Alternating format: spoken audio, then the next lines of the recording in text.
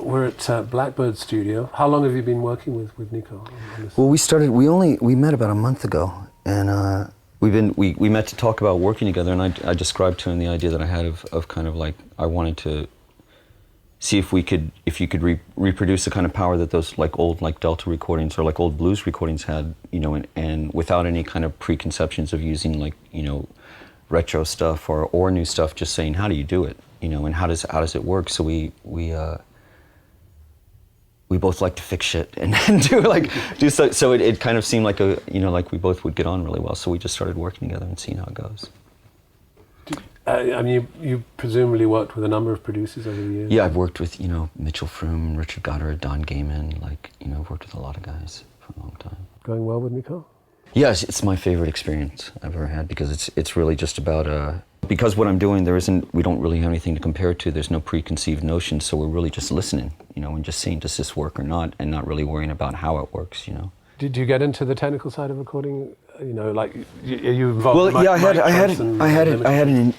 had a studio in Norway where I was living for a while and stuff, and so I got stuck in all that stuff, but then about 8 years ago or so, I decided that I was just going to like, kind of, maybe because I'm old, I don't know, like just wanted to get really old school about the way that I did it, just like in an old craftsman kind of way. And so I made a record myself doing this, and I wasn't happy with it because I was running back and forth between the board and recording and doing. But I think most guys are gonna, you know, there's so seldom that people record things where the idea is that this is gonna be everything, you know, unless they're doing like an orchestral thing or something like that. But just to take one acoustic guitar and say, this has to be the record, you know, and especially because I'm rock and roll, I'm not like a tender ballad singer.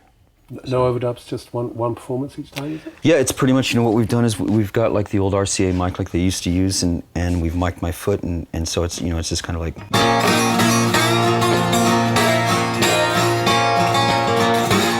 Well, I bought a plastic Jesus, and I set him on my dash, and I told that plastic Jesus, you're here to save my ass.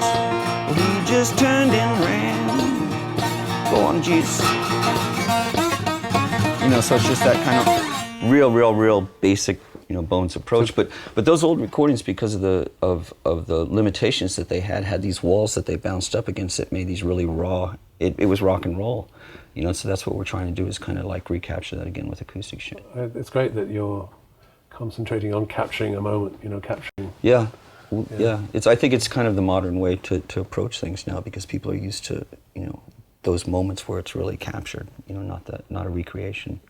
What do you think makes a producer what makes a great producer? What makes you feel comfortable with the producer? And well, I think, you know, is it also the studio environment? There's you know, I think a lot of it is just if you get into an environment where you feel like you're working with somebody, as opposed to like I've been on both sides. That I've been, you know, I've worked with producers who I felt like they were working for me, and I've worked with producers who I felt like I was working for them. You know, like it was really there was this hierarchy that you fit within, you know, and really it's just like what it should all be about is like whoever's involved getting together and kind of looking squarely each other in the eye and going, what the fuck do we do?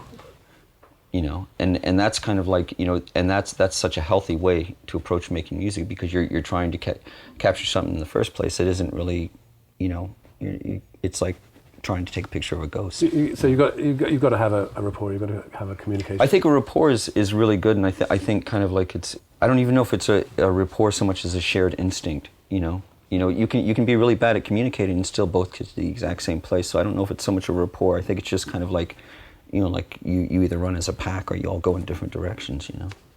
Well, we wish you luck with your record. Yeah, thank you very much for having me down. Thanks for taking time. Yeah, sure. Yeah. Great. Yeah. Thanks a lot.